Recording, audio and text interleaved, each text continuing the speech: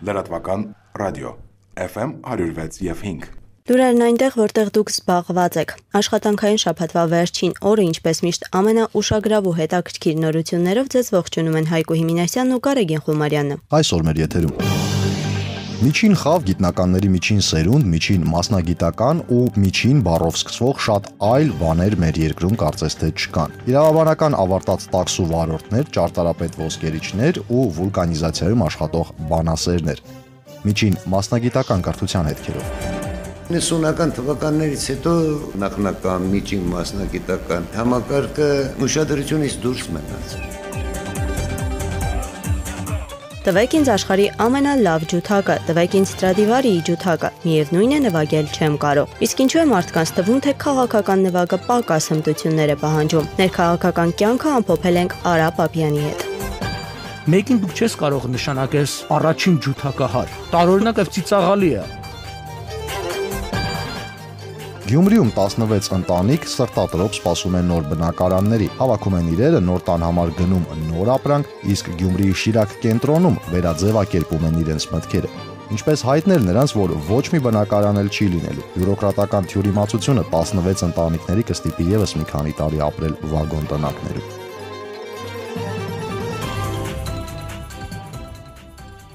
Սրանք թողարկման հիմնական վերնագրերն էին, այժմ մանրամասները։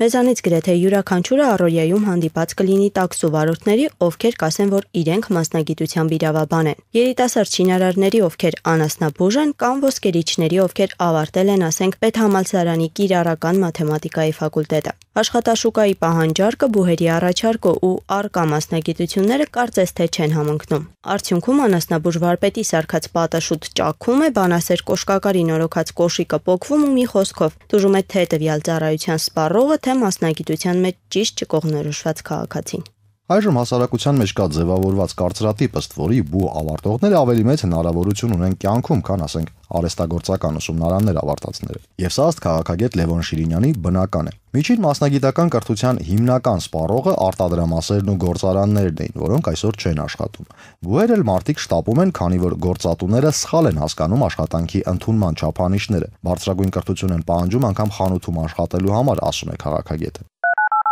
Միջին մասնագիտական կրթությունը միջին օղակում հասարկում է արդյունաբերության, կրթության, գյուղատնտեսության եւ այլն զարգացմանը։ Հիմա դրանք որ չկան, չէ՞, Սինգապուրում պետք է սպասարկեն։ Այդ մեկ երկրորդ դրանք հրեշե իշխանության տարիներին հախուռն քայքայեցրին, այսինքն ֆոնդը չպահեցին, ձեռնարկությունները վաճառեցին, տեխնիկան փչացրին։ Այդ շրջանում կարելի էր կոնսերվացնել այդ բոլորը, ասենք նույնիսկ մանկապարտեզները կպահեր։ Մսուր մանկապարտեզները վաճառեցին, այս հարուստ կոչ դրանք բոլոր ամեն ինչի տեր տառան, չէ՞։ Եվ նաև որովհետև եթե միջին խավ են ուզում, չէ՞, միջին խավ երկրի զարգացում, միջին այդ մասնագիտական այդպես ուսումնական հաստատությունները պետք է պահեին անպայման, չպահեցին։ Խորհրդային միջությունից դրանք այնքան բան էին, բանվորներ էին պատրաստում, միջինի մասն է խոսքը։ Արհեստավորներ, արհեստագործություն եւ այլն։ Հիմա դրանք ոչնչացվեցին եւ դժվարանում եմ ասել, այս մեր հանրապետությունն է ստեղծում այլոց կարող է։ Միջին մասնագիտական կրթություն։ Երբ որոշեցինք անդրադառնալ այս ոլորտին, կարծում էինք, որ սա մեր կրթական համակարգի ամենաթույլ օղակներից է։ Սակայն թիվ 10 արհեստագործական ուսումնարանը հիմնովին փոխեց մեր պատկերացումները։ Ուսումնարանի տնօրեն Արծրուն Բարսեղյանը հաստատության մասին երկար պատմություններ չպատմեց, պարզապես առաջարկեց անցնել սենյակներով։ Ուսումնարանը իր էությամբ զարտակիրառական արվեստի ուսումնարան է։ Հիմա լսարանը ձեր աչքի առջև է, դուք տեսնում եք նրանց եւ զբաղվածությունը, այնտեղ էլ արդեն իրենց ձեռքի աշխատանքը, դուք տեսեք, մտածեք, սրանք ընդամենը ուսումնարանում են 6-7 ամիս։ Այնպիսի մթնոլորտ ու միջավայր է ստեղծված, որ բոլորն էլ ուզում են սովորել։ Ես մի առիթով ասել եմ, եթե այս մեր երեխաները ոչ մի տեղ էլ չաշխատեն, միայն իրենց արտոնին կարիքները հոգան, արդեն նրա ասա ձեռքբերումն է։ Երեխաները դաս էին գալիս իրենց կարած շրջազգեստով։ Նայեք, սա մեր ցուցասրահն է։ երբ մենք ցուցահանդես կազմակերպեցինք եւ պատիվ արեց իր ներկայությամբ նաեւ այդ հզոր քանդակագործը պարոն Թոքմաջյանը, ուղղակի ապշած էր, ուղղակի զարմացած էր մանավանդ այս քանդակներով, թե մենք ունենք այսպիսի սերունդ, այսպիսի երեխաներ, որոնք այսպիսի արդյունք են ստեղծում։ Մանրանկարությունը նայեք, այն մյուսը մանրանկարիչ է, նա դիմանկարիչ չի, բայց մենք հասել ենք նրան, որ տեսեք այդ նույն մանրանկարիչը ինչ դիմանկար է ստեղծել։ Այն մյուսը նայեք մանրանկարչության գծով, տեսեք ձվերի վրա, այն հովանոցների վրա, էջակալների վրա, փայտի փորագրություն։ Այստեղ որ դուք մոտենաք, այս աշխատանքին նայեք, սա ոչ միայն փորագրություն է, նաև բովանդակային մաս ունի։ Սա կոմիդասյան թեման է եւ հարտաքանդակ։ Գեղարվեստական փորագրություն։ Այն մյուսը, որ նայում ենք, տեսեք Քրիստոսի 12 աշակերտները։ Այ հիմա մենք մտնենք լսարան, որտեղ արտադրական ուսուցում են գնում։ Այն իդեպ մի մասն է դրսում են երեխաները հենց աշխատանքի պահի։ Այդտեղ արդեն նոր մոդելություն են դրսևորել։ 2 սաատն համարյա տեսեք ավարտական վիճակում է խաղողը մեր խորհրդանիշը։ Հիմա մենք գնանք այն մանրանկարիչների մոտ, այն ռեսուրսի մագաղաթ էր մոտ։ Սա իրական մագաղաթ է, նյութը, եւ աշխատանքը մագաղաթի վրա։ Հիմա այս մագաղաթը հետևում պետք է գրառումներ, համապատասխան գրառումներ եւ գիրք է դառնալու։ Հետևում նյութն է, արջևում աշխատանքն է մանրանկարչության, ու սա կազմվելու է, ամբողջությամբ հավաքվելու է, դառնալու է մագաղաթից գիրք։ Սա իրոք ոսկի է։ Ոսկյա թիթեղ է, թիթեղ։ Լիստ է, ոսկյա լիստ է, բարակ թղթանման լիստեր են։ Այս կարգի մակուր ոսկի է միջայլուց։ Այսինքն Արծրուն Բարսեղյանը այս համակարգում աշխատում է 73 թվականից։ Այն ժամանակ ամեն ինչ այլ էր։ Պատկերը ամբողջովին փոխվեց 90-ականներին։ Խորհրդային տարիներին ուսումնարանի սաները ավարտելուց հետո անցնում էին աշխատանքի։ Այսօր ուսումնարանն ավարտող երիտասարդը ինքը պետք է փնտրի աշխատանք կամ լավագույն դեպքում որևէ ճանապարհ, որով հնարավոր կլինի, ասենք, վաճառել սեփական աշխատանքը։ Ուսումնարանը շահույթ չհետապնդող կազմակերպություն է, հետևաբար ուսանողների աշխատանքները վաճառքի չեն հանվում։ Ուսումնարանի ղեկավար Արծրուն Բարսեղյանն առաջարկել է պետական մարմիններին ուսանողների համար գոնե ցուցահանդես վաճառք կազմակերպել։ Կրթության նախարարությունում հարցը քննարկում է։ Այսօրվա, ասենք, արվեստի ստեղծագործության իրացման բնակավարը որտեղ է, վերնիսաժը։ Այսպես պարզ ասենք, մենք չունենք ինչ-որ խանութներ եւ այլն, որտեղ տանես հանձնես քո աշխատանքը եւ այդ խանութը ինչ-որ գնահատի եւ վաճառի։ Այս ձևը չի գործում։ Միակ գործող ձևը վերնիսաժն է։ Ես օրինակ առաջարկություն արեցի, որ իհարկե քննարկման ենթակա է, դա իմ սուբյեկտիվ կարծիքն է, որ վերնիսաժում կարելի է կազմակերպել ցուցահանդես վաճառ։ Հիմա ասենք իմ սովորողը տանում է իր աշխատանքը, այնտեղ ինչ-որ տարածք վերցնում, ցուցահանդես է կազմակերպում։ Եվ աշխատանքի բազմազանությունն է երևում, եւ ճաշակ է ձևավորում, եւ այդտեղի այդ վերնիսաժի կարգավիճակն է փոխվում, դառնում է արդեն ցուցասրահ եւ նաեւ վաճառվում է։ Այ եթե մեր պատկան մարմինները այդպիսի մոտեցում ցուցաբերեն վերնիսաժի հետ կապված, որ նա լինի ցուցասրահ հիմնականում, ցուցահանդես կազմակերպի եւ այդ ցուցահանդեսում ստեղծագործությունը վաճառվի։ Սա շատ ավելի շահեկան կլինի։ Թեման շարունակում են կրթության գիտության նախարարության մասնագիտական կրթության եւ ուսուցման բաժնի պետ Կարեն Վարդանյանի հետ։ Վերջի տարիներում կառավարությունը շատ մեծ ուշադրություն է դարձնում նախնական եւ միջին մասնագիտություն ունեցող շրջանավարտներին։ Դրա իմաստը աշխատաշուկային եւ կրթությունը համատեղելու եւ համահունչ դարձնելու աշխատաշուկայի պահանջներին։ Արհեստագործական կրթությունը իրականացվում է շահույթ հետապնդող իրավաբան անց հանդիսացող նախնական մասնագիտական ուսումնական հաստատություններում, որը պետական են, մենք մասնավոր ուսումնարաններ չունենք։ Պետությունը փոխհատուցում է նպաստի ձևով 90% ուսանողների, վճարովի համակարգով մոտավորապես 7% է կազմում ընդհանուր թվականակի, եւ այդ շրջանավարտները հաստատությունների ստանում են արհեստավորի որակավոր։ Ուսումնարանի տնօրինում հետ ես խոսում եի, ասաց, որ առաջարկել է պետական մարմիններին, որպեսզի թույլ տան իր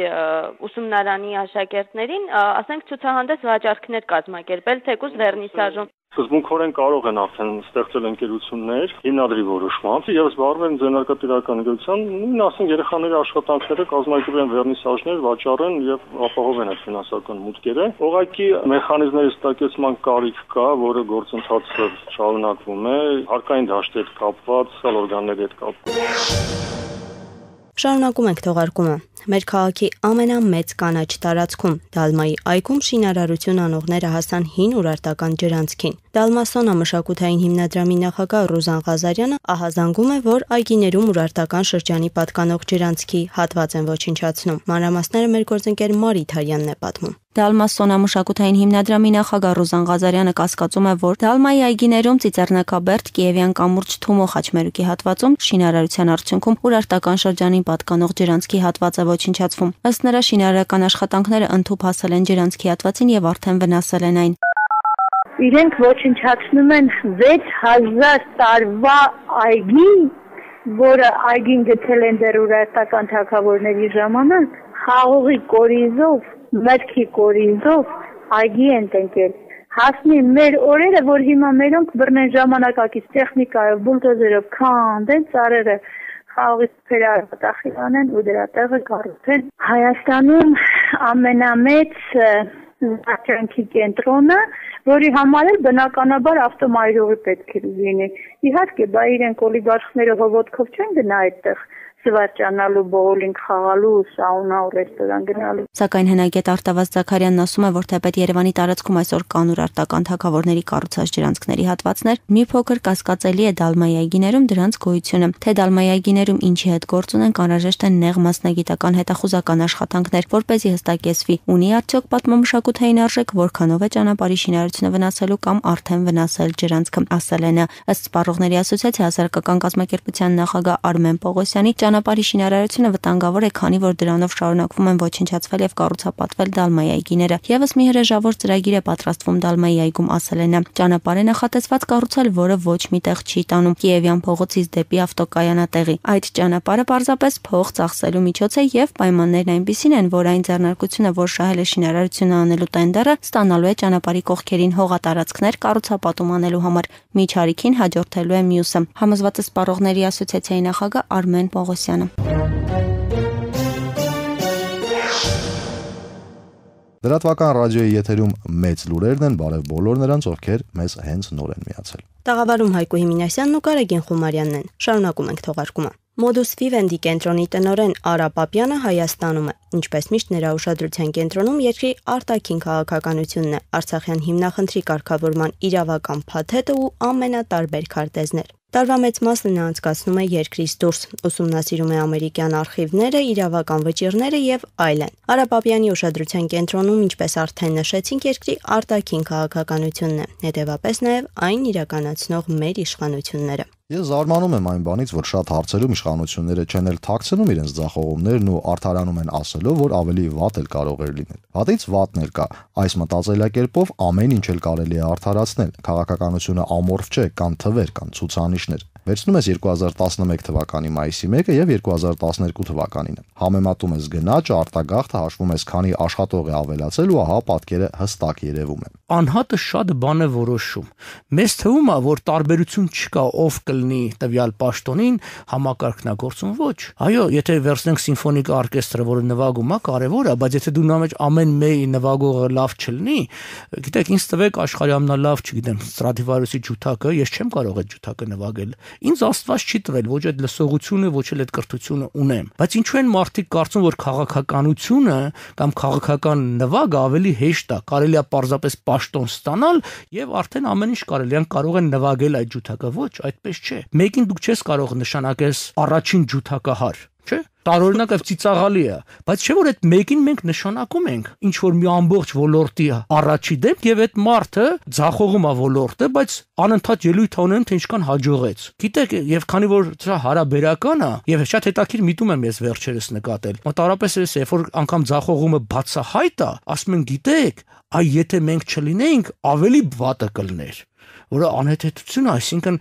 նման մոտեցման դեպքում ամենավատ բանն էլ կարելի է արդարացնել, բայց այդպես չի։ Կա հստակ չափորոշիչ։ Այն է, վերցնում ես մի ժամանակահատված, այսինքն անցյալ տարվա մայիս եւ այս տարվա մայիս, եւ չափանիշները համեմատում ես, այսինքն տնտեսական, քաղաքական։ Առաջընթաց կա, ուրեմն լավ է, չկա, մնացած պատճառաբանությունները որևէ մեկին չի հուզում։ Լայն առումով, երբ որ այսօր քաղաքացուց, ասենք, գանձում են լույսի, չգիտեմ, էլեկտրականության վարձ, որևէ մեկը չի հարցնում փողը կա թե չկա, չէ։ Հիմա այս պետությունը ուզում է, որ մենք անդադ մտնենք իր վիճակի մեջ, հասկանանք, որ ինքը փող չունի։ Եղբայր ձեր գործն է, այնպես կազմակերպեք, որ այդ փողը լինի։ Չեք կարողանում, ուրեմն թող ուրիշ մարդիկ կազմակերպեն, ովքեր կարող են։ Ժողովուրդը պիտի տեսնի էական առաջընթաց իր առօրյա կյանքում։ Ցավոք սրտի, գոնե այդպիսի առաջընթաց չկա։ Հիմա ինչ վերաբերում է որոշակի ոլորտներին, կարելի է դա զարգացնել, բայց դա արդեն ոնց ասես նուրբ գործ է։ Այսինքն նորից այդ համացան մեջ որ դնենք, եթե մենք ուզում ենք նուրբ երաժշտություն, պիտի բերենք շատ այդ հարցի, եթե մարդը, այսպես ասենք, չունի մեծ փորձ արտասահմանյան ընկերությունների հետ աշխատելու, չի տիրապետում օտար լեզուների, չի տիրապետում ժամանակակից տեխնոլոգիաների եւ ինքը աշխատել է հին սովետական կարգով, լինելով անգամ բիզնես, հիմա իր արած էսպես է, սրա այդ հարաբերություն զարգացնել, նրան կաշառք տալ։ Բայց այդ մեխանիզմը չի գործում դրսում, որովհետեւ եթե խոսքը գրում ասենք կաշառքի մասին, այդ մեծ ընկերությունները հարյուրավոր միլիոնավոր դոլարներ եթե կաշառքի գնան։ Մենք չենք կարող դա մրցենք։ Հետևաբար մենք պիտի ստեղծենք միջավայր, որը գրավիչ լինի, բայց այդ միջավայրը մենք չենք ստեղծում։ Տեսեք, ես մի կոնկրետ օրինակ բերեմ, որ պարզ լինի։ Վարչապետը մի քանի ամիս առաջ հայտարարում էր, որ գրքերի նկատմամբ հարկերը չեն ավելանա։ Ես չգիտեմ դրանք ավելացել են թե չէ, բայց ես այնքան գիրք եմ գրում, տալիս եմ գրախանութին, որպեսզի նա վաճառի։ Առաջ, երբ որ ես գիրքը տալիս էի գրախանութ, օրինակ եթե ասենք 2000 դրամի, իրենք դնում են 2400 դրամ։ Եվ 400 դրամ իրենց բավականացնում էր իրենց շահույթի եւ հարկերը մուծելու։ Հիմա փոխվել է այդ դաշտը։ Եթե ես տալիս եմ 2000 դրամով, իրենք 3000 են դնում, որտեղ այդ 1000 դրամից կարողանան։ Հիմա ով տուժեց։ Տուժեց այն ընթերցողը, որն ուզում էր կարդալ։ Կարելի է հայտարարություններով ասել, որ այդպես չի, բայց կա ռեալ կյանք, որը ցույց է տալիս։ Ձեր ռադիոընթունիչ FM 106.5 հաճախության վրա է լրատվական ռադիոյի եթերում մեծ լուրերն են։ Տաղավարում Գարեգին Խումարյանն ու Հայկույ Մինասյանն են։ Բարև բոլոր նրանց, ովքեր հենց նոր են մեզ միացել։ Շարունակում ենք թողարկումը։ Նոր փուլ հայտնի կոնդ թաղամասի նախկին բնակիչների պատմության մեջ Երևանի քաղաքապետարանը շենքի կառուցման համար նոր ընկերություն է գտել։ Փոխքաղաքապետ Կամո Արեյանն ասում է, որ առավելագույնը 1 ամսվա ընթացքում նոր կառուցապատողը հնի հետ կկարգավորի հարաբերությունները ու կստանձնի պարտավորությունները։ Փոխքաղաքապետը վստահեցնում է, որ վերահսկելու է գործընթացը, որպեսզի նոր կառուցապատողն էլ չխաբի մարդկանց։ Ինչև ամսվա վերջ երևի 1 ամսվա ընթացքում առավելագույնը ճշտվեն հարաբերությունները կառուցապատողի հետ, այնտեղ ամանափոխում է գնում կառուցապատման նոր սուբյեկտը ստանձնում է բոլոր պարտավորությունները բնակիչների նկատմամբ։ Բնակիչները շարունակում են պահանջել իրենց տները։ Երևանի քաղաքապետարանի պատասխանը նրանց չի գոհացրել։ Հանդիպման վայրն ու ժամն էլ անփոփոխ է։ Այս մարդիկ ամեն 5 շաբթին նույն պաստառները ձեռքներին կառավարության շենքի դիմաց կանգնած են, այնպես ինչպես 4 տարի կանգնած է նրանց փոխհատուցման գործընթացը։ Նախորդ կանչում են ընտրություններից առաջ եւ իբր թե ամեն ոսկի սարեր են խոստալի եւ ոչ մի բան չարեցին իրան։ Մենք անցած 3 շաբթի եղել ենք իրան նստավայրում, մեզ ընդունել այնտեղ ուրեմն վերահսկողության բաժնից ընդունել են եւ ասել են, որ մենք ձեզ հեռախոսով մի շաբաթվա մեջ ձեզ կպատասխանենք։ Նրանք չզանգահարեցին, ստիպված դեմում ենք ներկայացրել գրավոր, որպեսզի ստանանք իրանց գրավոր պատասխանը։ Հիշեցնենք, որ Downtown ընկերությունը, որը պարտավորվել էր 4-ամյա ժամկետում այս ընտանիքների քանդած տների փոխարեն նույն թաղամասում բազմաբնակարան շենք կառուցել, չի կատարել ստանձնած պարտավորությունը։ Շենքի միայն 4 հարկն է կառուցվել։ Մարդիկ հիասթափված են եւ չեն վստահում նաեւ քաղաքապետարանի գտած նոր ընկերության։ Հիշեցնենք, որ նախորդ ընկերությունն էլ էր 4 տարվա պարտավորություն ստանձնել, սակայն այդպես էլ շենքը չկառուցեց։ Ավելին, բնակիչներին խաբելու համար ոչ ոք պատասխանատվության չի ենթարկվել։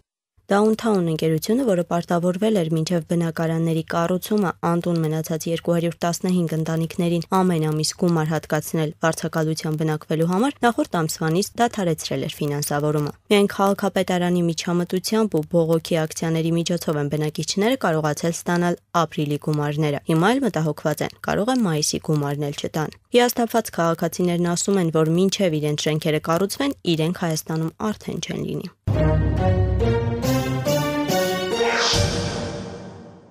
Շարունակում ենք թողարկումը։ Գյումրիում 16 ընտանիք սերտադրոպ սպասում են նոր 3 սենյականոց բնակարան տեղափոխվելու օրվան։ Նրանք հավանաբար արդեն հավաքել են ճամպրուկները, իրեր են գնել նոր բնակարանի համար։ Երկրաշարժից այդքան ժամանակ հետո նրանք վերջապես լքելու են իրենց վագոն տնակները։ Այս նույն ընթացքում Շիրակ կենտրոն ՀԿ-ի նախագահ Վահան Թումասյանը շատ ավելի տհաճ հոգսերով է զբաղված։ Նա արդեն մի քանի օր է իր գրասենյակում նստած, գրում-ջնջում ու մտածում է, թե ինչպես ասի այս 16 ընտանիքներին, որ իրենք ոչ մի նոր բնակարան էլ չեն ստանալու։ Խառնաշփոթի միակ պատճառը թղթաբանությունն է։ Հայաստանի Հանրապետության կառավարության առընթեր անշարժ գույքի կադաստրի պետական կոմիտեի ինչ-որ աշխատակից ինչ-որ օր, չգիտես ինչու, պարզապես ճիշտ չի կատարել իր աշխատանքը։ Այսօր Հայաստանի Հանրապետությունում անգամ ժամանցի ինչ-որ վայր ներկայանալիս քեզ գրանցում են անուն, ազգանուն, հայրանունով։ Բայց կադաստրում չգիտես ինչու անշարժ գույքի գրանցումը կատարել են անուն ազգանունովն է։ Ինքներդ հասկանում եք որքան համընկնումներ կան։ Այսպես է ստացվել, որ Գյումրեցի 16 ընտանիք, որ ապրել ու ապրում են կիսաքանդ մի տնակում, Երևանի կենտրոնում, ասենք 3 սենյականոց բնակարան ունի կամ ով գիտի, անգամ հյուսիսային պողոտանում տարածքների սեփականատերը։ Լսենք Շիրակ կենտրոն ՀԿ-ի նախագահ Վահան Թումասյանին։ Իրենք ինչ են պատճառաբանում։ Երբ թե իրենց մոտ բազաների մի մասը անազգանուններով է եւ համընկնում է անազգանունները։ Եվ իրենք անազգանուններ դուրս են բերում, ասենք հիմա բարեբախտաբար իմ անունը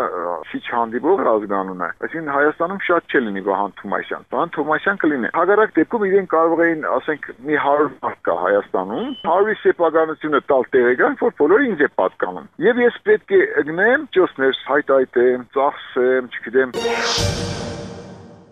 Այս առիթով իրավական ոչ մի լուծում գտնել չի լինի, քանի որ ամեն բան կարծես օրենքով է արված։ Գրանցումներ արած աշխատակիցներին գտնելու պատժելն էլ ոչ մի բանով չի պակասեցնի այս ընտանիքների հուսահատությունը, որոնք վաղը կամ հավանաբար արդեն այսօր կսկսեն հետ դասավորել իրենց հավաքած ճամպրուկները։ Շիրակ կենտրոնն այս դեպքի հետ կապված բացնամակ է եղել ՀՀ վարչապետ Տիգրան Սարգսյանին ու կառավարությանն առընթեր անշարժ գույքի կադաստրի պետական կոմիտեի նախագահ Երվան Զախարյանին։ Մեջբերում ենք դրանից մի հատված։